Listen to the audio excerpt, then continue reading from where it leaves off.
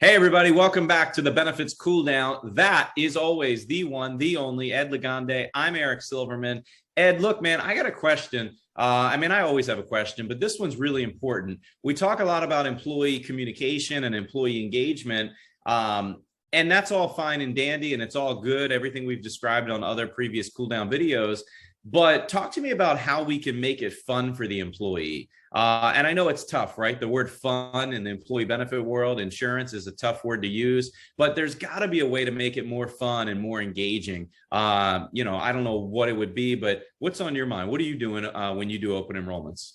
So this is where we can make benefits fun because there really is no one size fits all solution at the end of the day. And the key here is you could say the same thing over and over. You can teach someone what a PPO is. You can teach someone how to, get disability insurance or whatever the situation is. But to your point, insurance is boring. Benefits can be boring. And so we need to find a way to make it a lot more engaging so that employees not only see the value for themselves and their families, but they can also be educated and know exactly when and how and why to access particular benefits at a time. And so, you go through open enrollment and everyone's kind of drinking from a fire hose, listening to every single benefit that's available to them.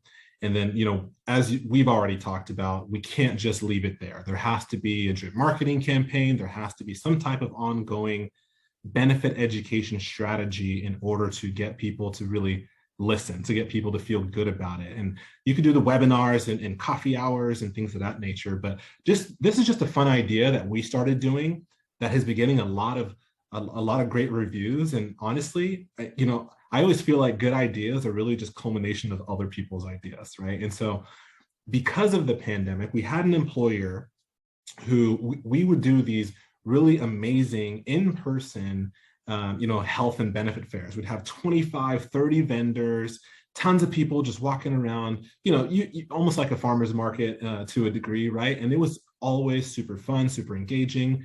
But the key to that is that there was always conversations. People learned from conversations and not necessarily just from a seminar or a presentation, because that's engaging, right? It's a two-way conversation. So that was one particular aspect that we saw was pretty key. So we were thinking, how can we make benefit education more of a conversation to a degree? That's pretty hard to do, especially if you have tons of employees and you have a small HR team or limited resources from a broker perspective.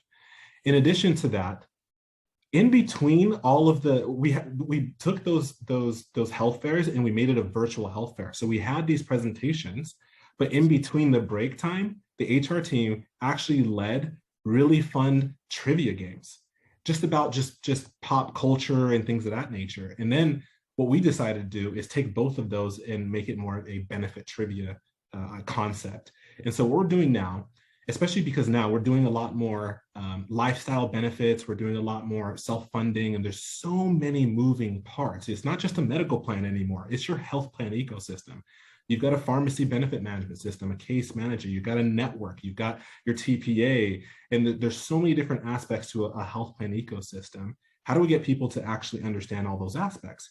So we're creating trivia games to get people to kind of guess, if you lay out a particular situation and how people fill the blanks. So maybe you could do like a Mad Libs type of situation or multiple choice, whatever the situation is.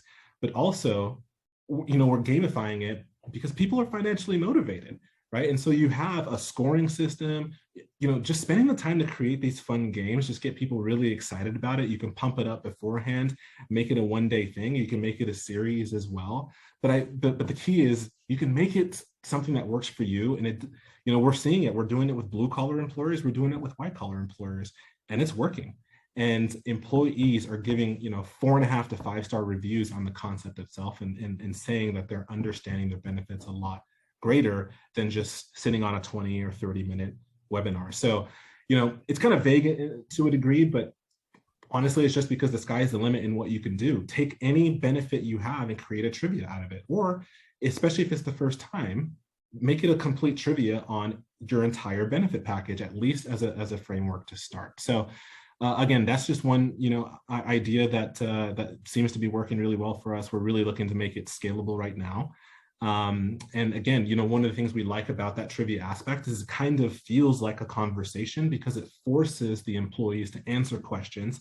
It forces them to be engaged in order to get the points and then hopefully get a gift card at the end or something of that nature.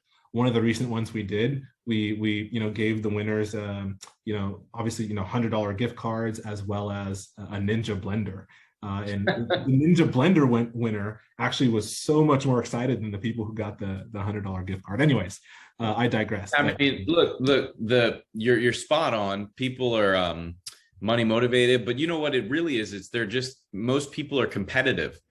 Even those that don't admit it, they're just competitive. So they want to win. It doesn't even matter ultimately what the prize is a lot of times. And you just said it, a Ninja blender was more popular than the gift card. A lot of it's just perception, and perception always equals reality. So as always, I appreciate you, my friend. Great topic, great answer to a great question. I like to think.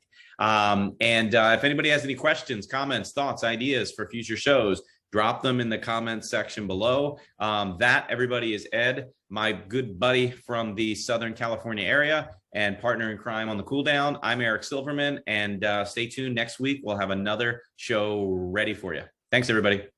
See you next week.